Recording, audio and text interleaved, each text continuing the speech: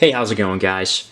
For 2020, Walmart has introduced the Gen 2 of the ONN Surf 7, available for $50 at Walmart. So the specs are located on the back here, and this is why I believe that it might beat the Fire 7, or it'll be better than the Fire 7, is because it has 2 gigabytes of RAM. This has to be the first tablet I've seen that's running 2 gigs of RAM at the $50 price point, along with having running Android 10. Where is that? Yeah, Android 10. It's the Go edition, so it's like the light version, but still, other tablets are running what, Android 9 or below.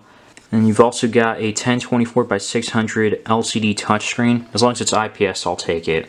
I just wish they had an HD screen at this point, but it is what it is. 16 gigabytes of internal storage with micro SD card for expansion, so that's not bad. A 2200 milliamp hour battery, so that sounds really low. We're going to see how long battery life can last with a quick test or two. By the way, the packaging is really small in here. It's pretty condensed. There's a quick start guide, a product guide. You have some coupon deals here from Walmart exclusively. The tablet itself, underneath that is a USB Type-C cable and a USB wall outlet. On here, Walmart was nice enough to label everything, so on top you have the headphone jack, 3.5mm, and you're probably going to want to use that because the speaker seems pretty bad on here. Again, we'll test it out a little later. Micro SD card slot, a microphone on top, and on the side you've got your volume keys, power button, and a reset button. And on the bottom is the USB Type-C port to recharge the tablet. On the back is a textured back, so nothing too special on this, just hard plastic too. But you won't be able to catch fingerprints so easily on this, or you won't even notice the fingerprints because it's textured. So that's kind of nice. And the rear camera is up there, and then the speaker grill is on the bottom here.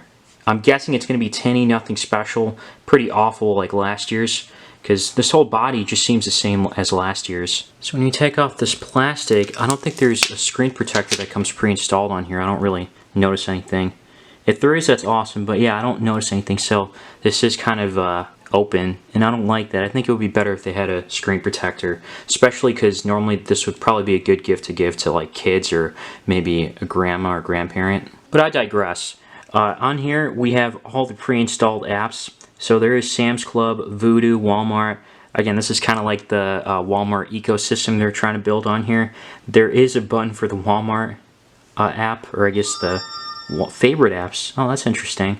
I always thought it just brought up Walmart apps, which it does, but you can also, I guess, add on here other apps, so you can just quickly access your favorites if you have a ton. And I don't think it will have too many apps on here because it does only have 16 gigs of internal storage. Let's see how much it really is. Out of the box, there's just less than 10 gigabytes available, 9.95 to be exact. And a lot of it gets taken up by the system itself. So this camera is just awful. I just went outside to take a picture using the rear-facing camera, and this has to be the worst camera I've ever seen. So this could be a deal breaker for some, but for most it should be fine. Surprisingly, the front side isn't that bad. It seems like it's tolerable, actually. Maybe it's because of the, I'm not sure if there's beauty mode on or something like that, but here, let's see. So you can read like Canon, EOS on here. Wow, you can even read Canon zoom lens, EFS 1855mm. That's pretty impressive. That's kind of weird how the front camera is better than the rear, but I guess I'll take it. That's good for Skype calls and video calls in general. Interestingly enough, this thing has FreeSync, which is probably the first gen, so you might miss out on a few features, but nonetheless, it's there. So again, the speakers are tinny, nothing special. The video kind of feels a little over sharpened when I was watching it at 720p. Even when it wasn't at 720p, it still felt kind of over sharpened. I guess that's kind of the look they're trying to go for, or whatever it is. It doesn't look very appealing overall. The one thing that's unfortunate about Android Go is that it doesn't have like a mini player that shows up for multitasking, like the video comes down here as you're watching the video on YouTube. And it doesn't even have a split screen option on here, and that's pretty unfortunate. I'm assuming it's because it's not running Android Go, so that's like the lighter version of Android 10. And this is running an ARM MT8168B. I've never heard of that processor before. And the GPU is a Mali G52MC2. Never heard of that GPU either, but I guess there's a first time for everything. Of course, I'm not going to test out the benchmarks. If you want to see them, I might have a link down below. You can check the description on it. but I'm not going to waste any time because it's probably going to be like really low either way. When browsing the web, there is some noticeable slowdown and stutter, and you can see how slow that is just trying to take a look at the answers on here, how slowly it loads. Believe it or not though, it's tolerable. What better way to test out performance than checking out Among Us? And this game seems to run pretty smooth overall. There are some noticeable hiccups, but nothing too crazy that'll hinder your game performance. And that's what I'd expect. This should be able to play at least 2D games. Next game here is called Archer O, and I don't notice too many hiccups or stutters, so that's really good to see. This tells me this can handle some form of gaming, because this is a 3D game.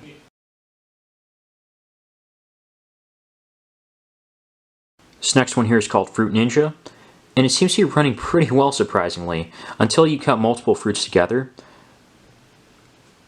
And that's when it kind of just like slows down, or you notice that like freeze or delay for the moment.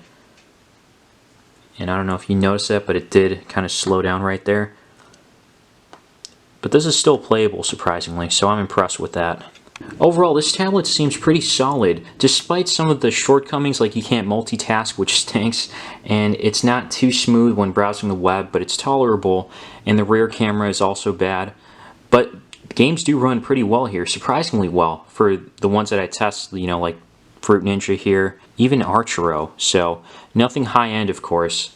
And the other thing I'm kind of impressed by is the battery life. So we have 66% on here, 66% battery life. And it says here screen usage has been about 2 hours.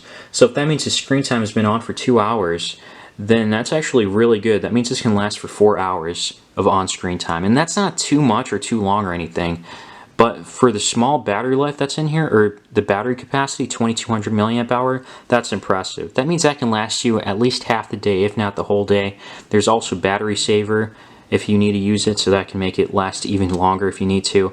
Now, I normally had the brightness set to like 60%, 50 to 60%. You're probably going to need it around this much because it doesn't get too bright, and it's definitely not enough to use outside in sunlight though.